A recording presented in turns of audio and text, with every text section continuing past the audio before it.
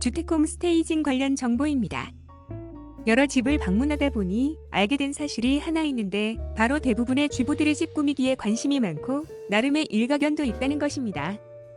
멋진 액자나 그럴싸한 소품 없이 그저 늘어놓고 쌓아놓고 편한 대로 살던 분들도 스테이징을 시작하면 많은 의견을 내놓습니다. 가능하면 그 의견을 존중하고 받아들여서 작업을 하는데 그러면서 알게 되는 또 하나의 사실이 있습니다. 그들 중 대부분은 인테리어나 장식에 대한 안목이 없어서가 아닙니다.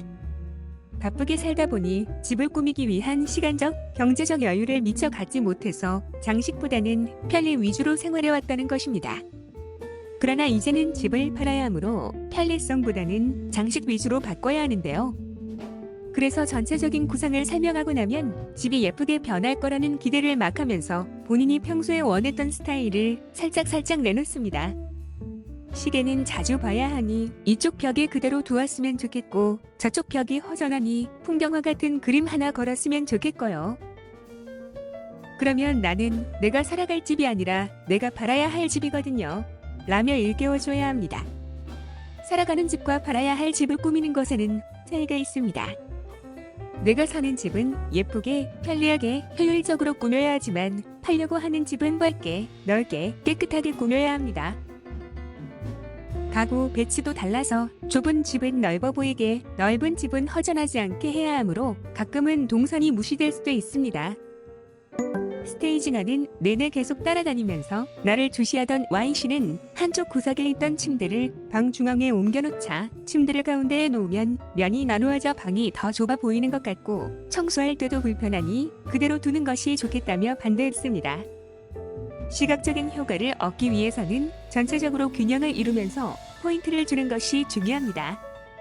집이 팔릴 때까지만 불편함을 이해하시라는 설득을 한 후에 구상한 대로 침대의 위치를 바꿀 수 있었습니다.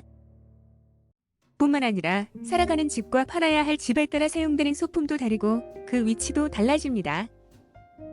사진에 관심이 많은 T씨는 아이들이 어렸을 때 찍어둔 사진이 넣어두기 아까울 정도로 너무 예쁘고 웃는 아이들 사진은 집 안 분위기도 환하게 한다고 하였습니다. 게다가 여기 백인들 집에도 가보면 아이들 사진을 많이 걸어놓는 것 같으니 우리도 여기저기 걸면 어떻겠느냐고 합니다. 살고 있는 집의 가족 사진은 아무런 문제가 없으나 팔아야 할 집의 가족 사진은 곤란하다고 말했습니다. 하지만 어른도 아니고 아이들 사진인데 왜 함에 의해가 잘 안 된다는 눈치입니다.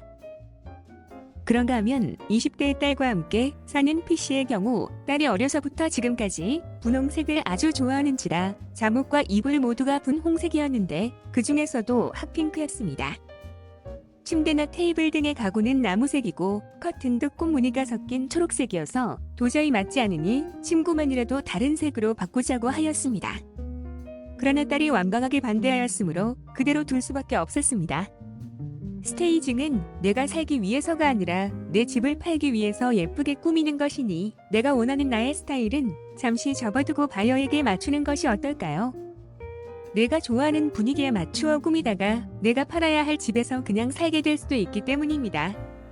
이상홍 미숙 홈스테이징이었습니다. 감사합니다. 부동산 밴쿠버 코리아나리W.com